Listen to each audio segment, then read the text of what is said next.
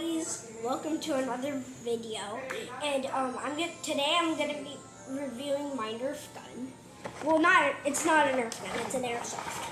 I already opened it, so yeah, I just try to put it back in the package to show you guys. So yeah, here it is. I already opened it.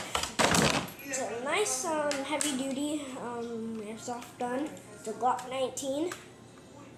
Okay, so and it has this button right about there.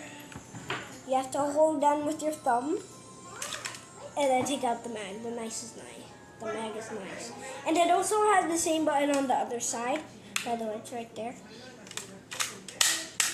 And then you pull this back like that. And you push down this button with your thumb. And then look what happens. Hold on a minute. Okay. And it has this second thing right there. I don't know if you can see it. The mag looks different. The trigger looks different than any other gun. Hold on. Okay. And this you can't shoot it when on top, like when your finger is on top of the second one.